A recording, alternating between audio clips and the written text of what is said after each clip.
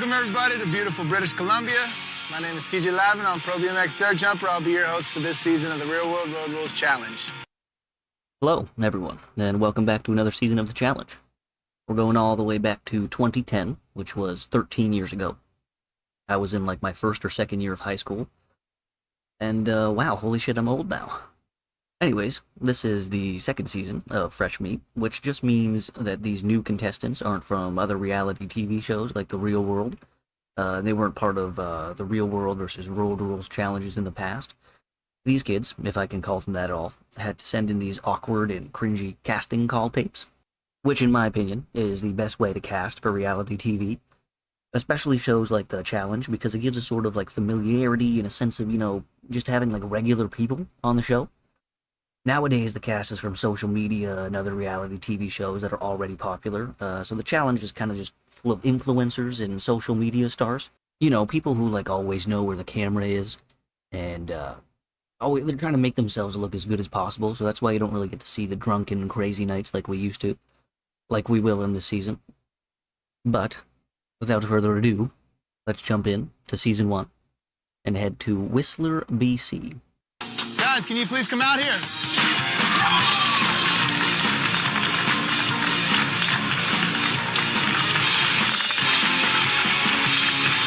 This is the sleaziest group of people I've ever seen. Is this who you're going to have replace the King of Kings? So, we start off with TJ saying hello to the cast and letting them know that this season is going to be a fresh meat season. Now everybody seems quite happy to get the new blood in there. We learn that Jen is no longer into girls and now she's on the hunt for some D, and that Wes and Kellyanne have apparently broken up.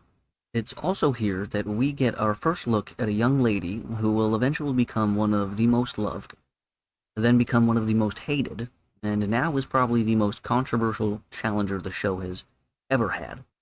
There seems to be no in-between with this one. You either love her or you hate her. And, of course, I'm talking about Cara Maria. So we're all out on stage, looking down at the alumni. They don't know us or our personality or what we've just been through. TJ then lets the vets know that they have put these rookies through a combine of sorts to determine some stats for them, with Noor and Cara Maria actually being looked at as the top two rookies. Holy. This is what's going to determine how we're picked, how the alumni are going to pick which fresh meat cast member they want. I know that my stats are going to be some of the best up there, and I'm confident that I'm going to be picked pretty quick. Right now, Noor is the best guy, hands down. Now, to determine who gets to choose first, the vets randomly select from a lineup of totem poles, as you see here, that have a number on the bottom of them, and of course whichever number you get is the number you get in the draft. And the first pick goes to none other than the legendary Darrell, who actually won the first season of Fresh Meat back in 2006, 4 years before this season. The last season he was on, he got into a fight. Wait, no, sorry. He beat Brad's dumbass and got sent home. With Brad. Kind of a blur, embarrassing. I don't come to these things to fight. So he's looking to win this time, and he ends up picking Cara Maria. Jen goes with Noor. Kenny picks Laurel. Danny, the greatest challenger of all time, picks up Sandy, who I completely forgot existed, and she is not happy about being picked by Danny at all. I'm going to take Sandy. I wouldn't mind any of these guys except for Danny. And then he picks me. I've seen him in the previous challenges. I think he's an ass. Wes picks Mandy. Ryan, who was on Fresh Meat 1, picks up Teresa. TJ, who has never done a challenge before, but is from the Real World Cancun, so I guess technically he's not a Fresh Meat, picks Sydney. Landon picks Carly, who looks like she couldn't care less about being here right now. Paula picks Jeff. Sarah picks Vinny. Jillian picks up Pete, and I have no idea how the other girls let him slip by. Caitlin picks up Brandon. And Luke is left standing there awkwardly because one of the alumni girls couldn't get into the country. which is weird because it's like they're in Canada, so I don't know what the hell that person did. But luckily for him, the replacement is flying in and will show up later. So, after the teams are picked, TJ describes how the game will be played, and lets them know they will be fighting for their share of $300,000, to which Sandy lets us know what she'll be getting. I'm not even a full A cup, so if I get this money, yeah, I'm definitely throwing some D's on this bitch. And now the season can be truly underway.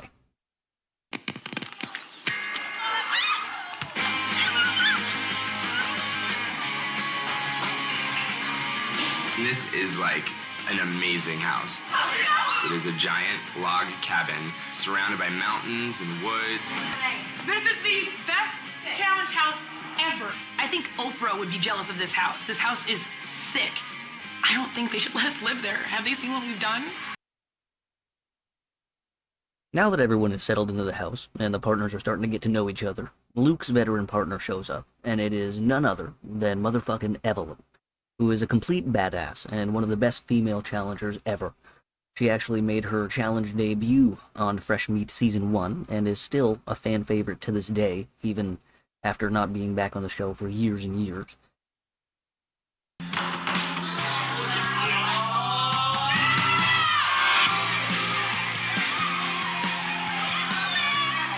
Evelyn just walks in this tank top looking stacked. The looks on these girls' faces from Fresh Meat are priceless. They're... Now that she's arrived, everybody is here and the game can truly begin. But first, the Fresh Meat cast has to survive their first night in the challenge house. I think that we're definitely off to a good start. These Fresh Meat kids are wilder than the first bunch.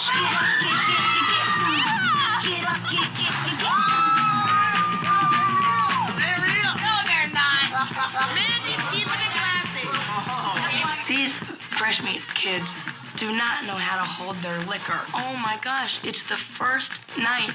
Oh, this is your partner, Jeff. I am confident. We're gonna win.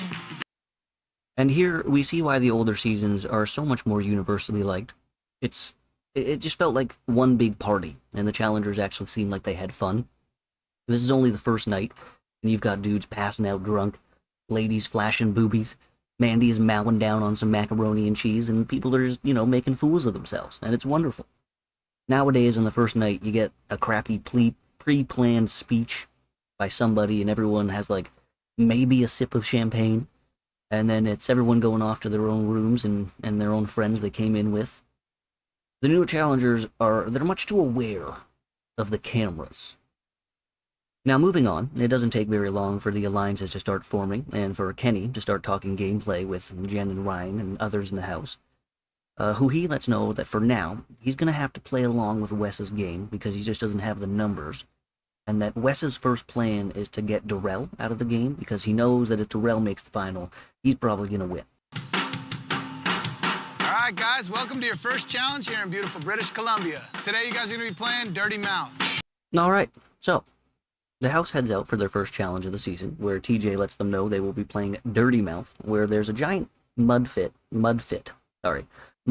filled with exercise balls, and the goal is to be one of the people to get out of the pit with a ball each round.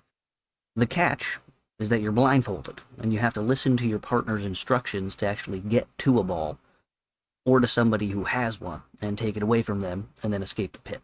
Round 1 is the guys, and there will be 9 balls for 13 dudes. I'm yelling so hard that I'm out of breath.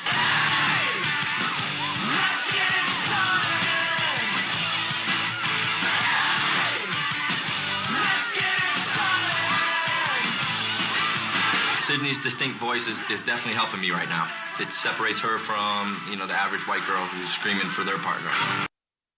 So after the first round, the teams on the screen you see here are the ones eliminated from this challenge. And now we jump into the girls' round.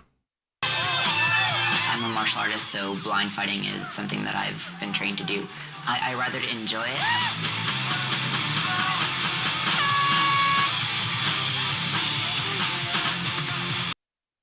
Okay, Caitlin, no, you are not a martial artist, and no, you have not been trained to fight in the blind. Or fight blind, you freaking weirdo. Anyways, as you can see here, these are the next couple of teams to be eliminated in the second round. So in round 3, we've got 5 guys left over and 3 balls, and Noor, one of the fresh meat guys, gets about 2 feet away from being safe and then decides to run around the entire mud pit with a ball and then ends up losing.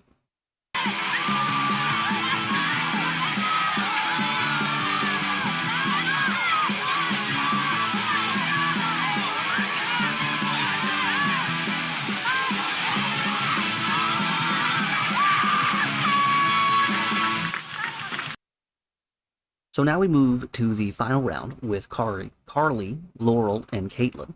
Caitlin, as you can see, doesn't even come close to the ball, but Carly actually gets to it first, until Laurel uses her cyborg hearing to track Carly down and snatch the ball away and run across the finish line, giving Kenny and Laurel the first win of the season, as well as being safe from elimination, and getting to choose the first pair going in to the first elimination.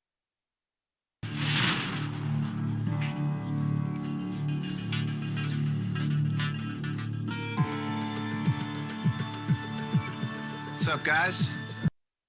It's here in deliberation that Kenny picks Darrell and Cara Maria, which Cara is very hurt by, but Darrell, he knows the deal.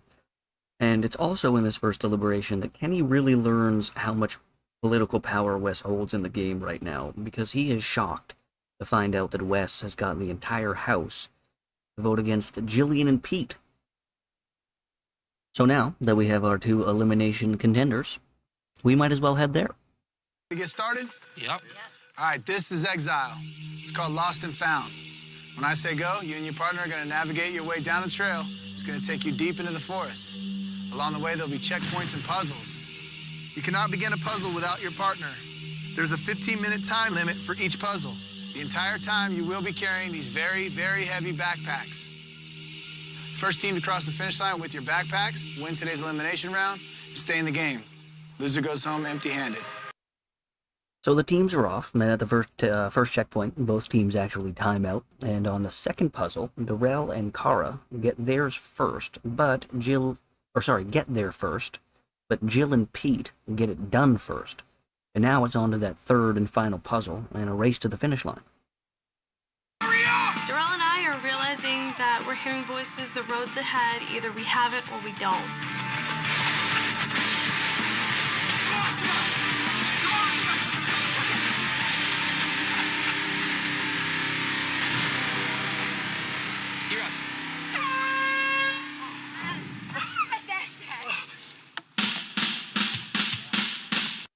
Well, there it is. Jill and Pete are able to pull this win off in the season's first exile, and will be heading back to the house while Cara and Darrell catch a flight back home. And that pretty much sums up episode 1. Hopefully you guys enjoyed, and have a good one.